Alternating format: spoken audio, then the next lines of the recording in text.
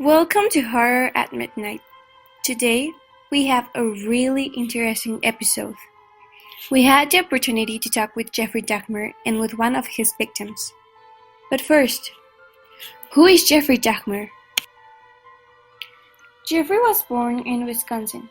His parents were Lionel and Joyce. He lived a pretty normal young life. One thing that may affect him as a kid was the divorce of his parents. When Jeffrey was 9 years old, he started to develop a strange fascination for human bones and the inside of human bodies.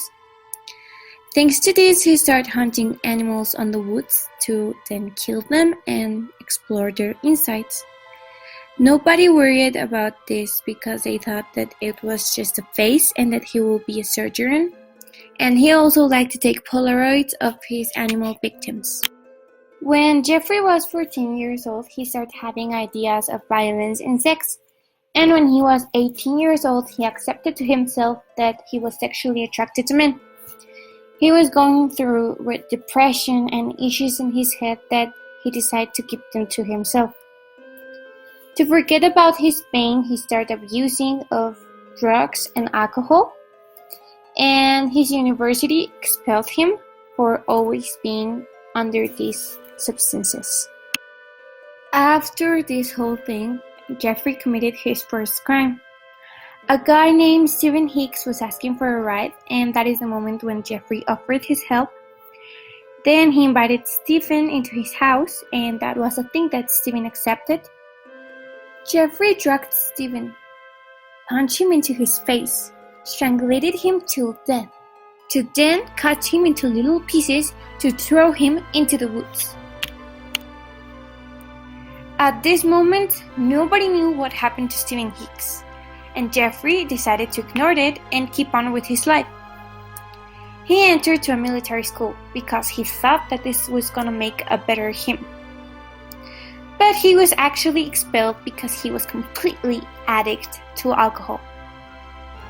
Anyways, her grandma accepted him living in her house at Ohio. But this didn't stop Jeffrey. His head was completely full of these crazy ideas. He had this fantasy of having sex with a man who would let any kind of violent things to happen. Of course, he never found someone that wanted to do this. He bought a mannequin to do any kind of crazy stuff. He masturbated him with it. One day, his grandma catch him, and she took him out of his house and never accept him again. Jeffrey started spending most of his time on gay bars. That is when he started his own modus operandi. He put drugs on the drink of the guy he was talking to then rape them, and that is all.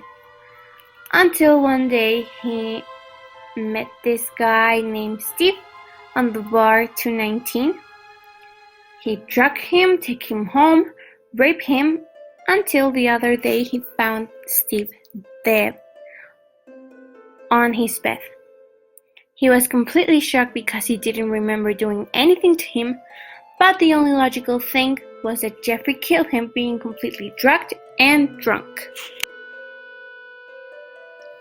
Since his grandma made very clear that she didn't want to see Jeffrey again, he bought his own apartment, where he do all of his crazy stuff. And there he cut Steve into pieces to then throw him into the woods. And here is when his modus operandi changed. He also put drugs into the drinks of the one he is interested, to then rape them, kill them, and cut them into little pieces to it's easier for him to hide them. One day he took a little kid of 13 years old to his apartment to rape him, but this kid escaped and went to the police office. They arrested Jeffrey almost immediately, but this wasn't seen as a crime. Of course, they didn't know how many people he has killed and raped before.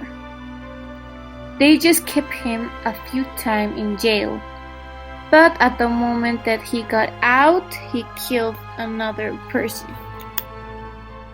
If Jeffrey was already a monster, he started doing even creepier things. His next victim was mummified, and after him he killed another 13 people. Everyone with a different method, and a creepier one. He also liked to put acid on people's brain for them to die faster.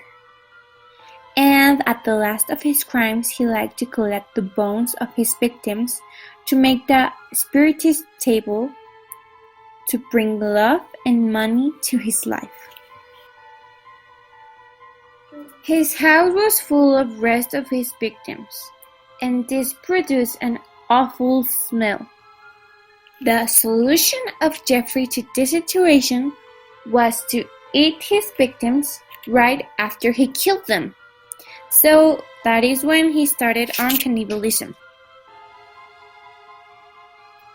One of his victims, named Tracy, escaped from him and went to the police office as fast as possible.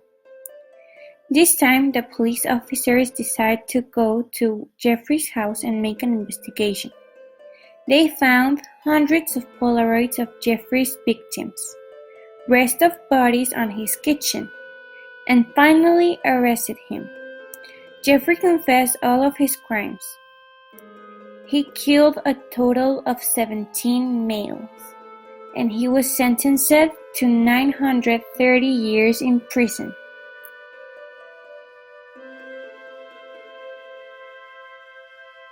Today we have the company of one of Jeffrey Dahmer's victims, and of the same Jeffrey Dahmer.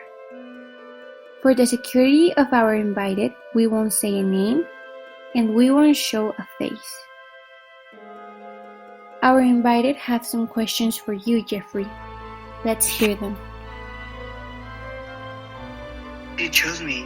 You could have chosen anyone, but why me?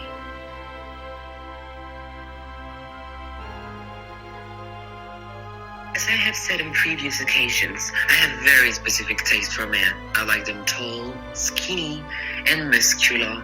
That's why I just desired you, nothing more. I could escape, but you drugged me and raped me. What would you done to me after that? To my victims is none of your business. It's just what makes it enticing and fun. It's like a gamble between life and death, literally.